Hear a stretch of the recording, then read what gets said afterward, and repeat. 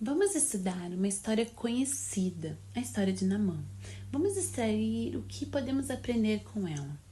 Vou fazer um resumo da história, depois te convido a ler 2 Reis capítulo 5 todo.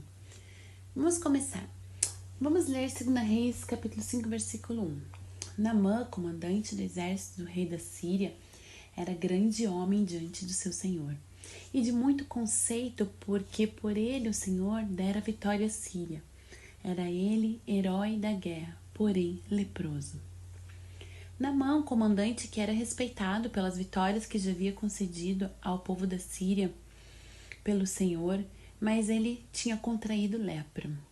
Até que uma menina israelita que trabalhava como escrava na casa deste oficial e servia a mulher de Naamã, em um certo dia, ela disse à esposa de Naamã, no versículo 3, disse ela à sua senhora, tomara o meu senhor estivesse diante do profeta que está em Samaria, ele o restauraria da sua lepra.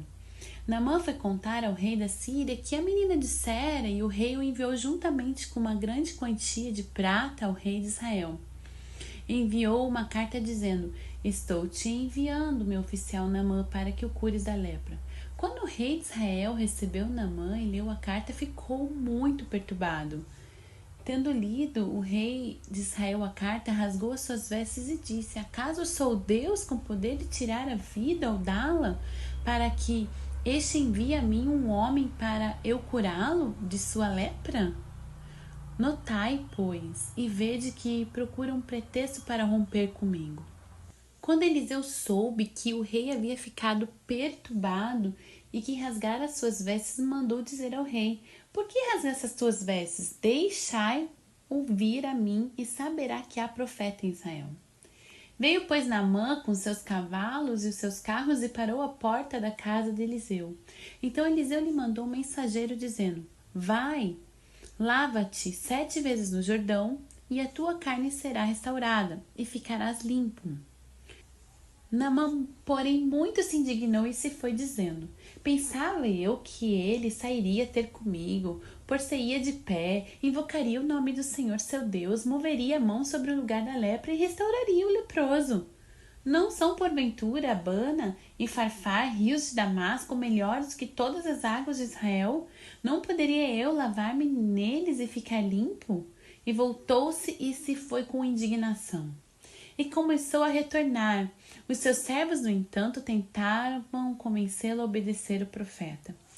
Então se chegaram a ele os seus oficiais e lhe disseram, meu pai, se te houvesse dito, profeta, alguma coisa difícil, acaso não o farias? Quanto mais já que apenas te disse, lava-te e ficarás limpo. Então desceu e mergulhou no Jordão 7 vezes, consoante a palavra do homem de Deus, e a sua carne se tornou como a carne de uma criança, e ficou limpo. E ele e a sua comitiva voltaram à casa de Eliseu. Voltou o homem de Deus, ele e toda a sua comitiva, veio, pôs-se diante dele e disse, eis que agora reconheço que em toda a terra não há Deus senão em Israel. Agora, pois, te peço, aceites um presente do teu servo. Mas Eliseu recusou-se a aceitar. Embora Naamã insistisse muito, Naamã pediu para que Eliseu deixasse-lhe levar 2 mulas carregadas de terra para que fizesse um holocausto ao Senhor. Ele prometeu que nunca mais iria sacrificar para outro Deus senão ao Senhor. Ao se despedir de Eliseu, disse, nisto, perdoe o Senhor a teu servo, quanto o meu senhor entra na casa de Rimom para lhe adorar.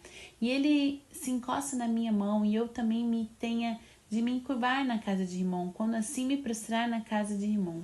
Nisto, perdoe o Senhor a teu servo. Eliseu lhe disse, vai em paz. Eliseu respondeu para ele ir em paz. Primeiro, o que nós aprendemos com tudo isso? Aprendemos que a lepra de Naamã não deveria ser contagiosa mais, deveria estar em um estado diferente, pois ele convivia com a sua família e com os soldados. Mas deveriam incomodar muito, pois a lepra eram manchas e feridas na pele toda, né? Porém, a doença e o constrangimento de ter a lepra era uma situação muito difícil naquela época, pois ela não existia uma cura humana. A história de Naamã demonstra a providência de Deus. seu poder e sua graça conosco. A narrativa se destaca a verdade da graça e a salvação de Deus, que não eram só para o povo de Israel, não se limitava somente a eles, mas que ele se compadecia e ainda se compadece de todos. Deus quer levar não só aos judeus e aos israelitas, mas a todos que quiserem a conhecê-lo, ao único verdadeiro Deus, a serem salvos. Aprendemos que Naamã era realmente um homem poderoso, pois ele era o capitão dos soldados. Ele estava obtendo êxito no seu comando. E mesmo assim, não importando a sua condição financeira e de poder, o seu dinheiro não podia comprar a sua cura. Até que uma menina foi usada por Deus para alertar sobre um profeta que Deus curava. Aprendemos muito com essa menina, pois não importa quem você pode ser usado como um canal de bênção a alguma pessoa. Ela era só uma menina e ainda mais escrava, uma serva, e se preocupou com o seu senhor. Ela foi corajosa e bondosa. E por causa de uma palavra de fé e ânimo, a história do comandante mudou. Ele creu que foi contar ao rei da Síria o que a menina dissera, e o rei o enviou juntamente com uma grande quantia de prata ao rei de Israel. Quando o rei de Israel soube, ele se perturbou, pois não podia fazer nada pelo seu comandante, então se preocupou com o que poderia acontecer com seu reinado. Mas quando o profeta Eliseu soube que o rei ficou perturbado e que tinha rasgado as suas vestes, se prontificou a ajudar, para mostrar àquele povo que existia um Deus que operava milagres em Israel. Vemos um rei perturbado, preocupado, mas que temeu a palavra do profeta, creu em Deus. Aprendemos que quando nos encontramos em situações complicadas, difíceis ou até sem solução aos olhos humanos, impossíveis, devemos recorrer ao Deus de Israel, ao Deus da Bíblia, e Ele pode nos ajudar. O capitão creu na palavra do profeta e viajou até ele. Não estamos falando de ir ao profeta da mesma cidade, estamos falando de viajar para outro país em busca de cura e do milagre. E quando Naamã chega até a porta da casa do profeta, ele esperava que o profeta fosse até ele, clamasse a Deus e colocasse a mão sobre ele e assim ele fosse curado. Não, mas nada disso aconteceu. O profeta nem à porta chegou. Mandou seu mensageiro mandar Naamã mergulhar 7 vezes no Rio Jordão e aí seria curado. Naamã ficou indignado primeiro com o profeta de nem aparecer na porta e depois por mandar ele ir para o rio com águas mais escuras, turvas, pois existiam outros rios com águas mais limpas e claras. Mas o profeta Eliseu mandou Naamã se lavar com as águas turvas do Jordão com uma atitude simples, de demonstração de humildade, de obediência. Além disso, ao fazer isso, Naamã acharia impossível atribuir a sua cura aos seres humanos ou a meios naturais, pois tanto os israelitas quanto os sírios sabiam que o Jordão não poderia curar a lepra. Naamã precisava saber que a cura provinha milagrosamente da graça e do poder de Deus mediante a palavra do seu profeta. Ele queria desistir e voltar para casa com sua indignação, mas deu ouvidos aos seus oficiais que estavam com ele e resolveu fazer o que o profeta mandara. Eles falaram: lava-te e ficarás purificado. Esse trecho nos leva a ênfase que para ficarmos limpos hoje temos que nos lavar crendo no sangue de Jesus. Jesus nos purifica de todo pecado pelo preço do sangue derramado na cruz que foi pago por nós. E o nosso dinheiro não compra a nossa salvação. Temos que ser humildes e reconhecer que só Jesus pode nos salvar, limpar e purificar. E isso Ele nos deu de graça. Nós só precisamos crer.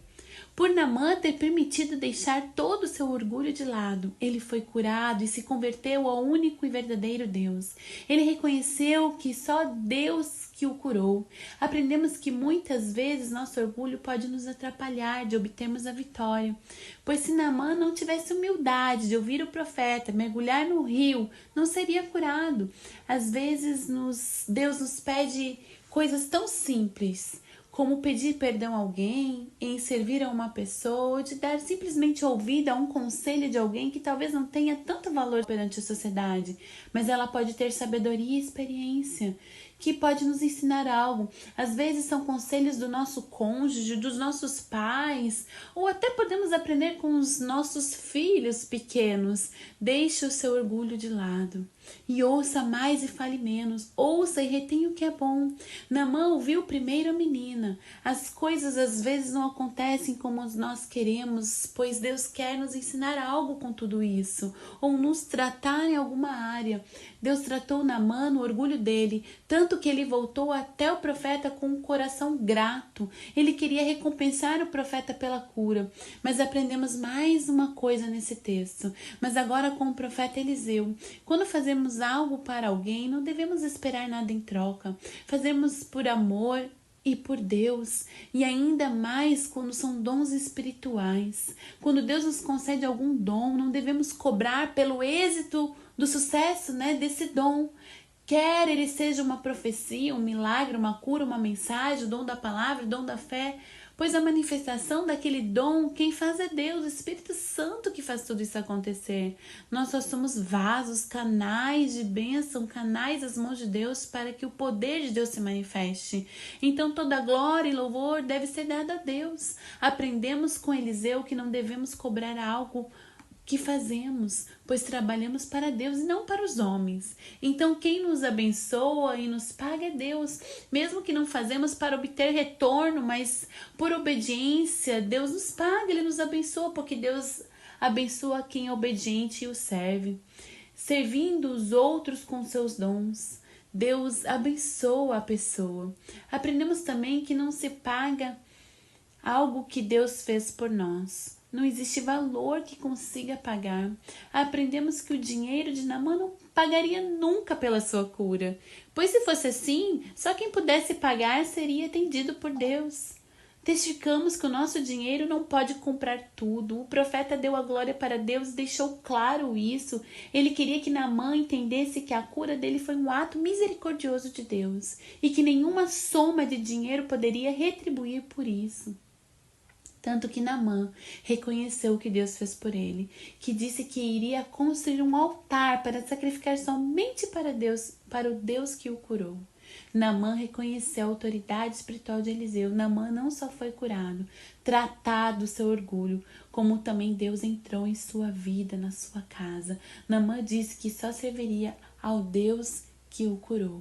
Deus faz tudo certo. Deus escreve certo por linhas certas, pois Deus não faz nada errado. Para Deus não existe por acaso. Tudo é propósito, tudo tem um sentido e um fundamento.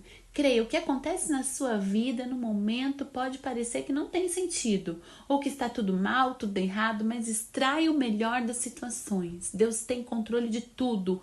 Algo Deus quer te ensinar. Às vezes Deus permite as pessoas passarem por algumas dores, lutas ou até doenças, não só para terem a vitória, para obterem a cura, mas também para Deus trabalhar no seu interior, para salvar essa pessoa, para Deus entrar na sua vida. Para Deus, o mais importante é a salvação. Então, nós aprendemos que com Deus nós somos mais que vencedores, que Ele está no controle de tudo. Amanhã nós falaremos a segunda parte desse texto e vamos estudar juntos e aprender mais o que Deus quer nos ensinar. Deus abençoe a sua vida.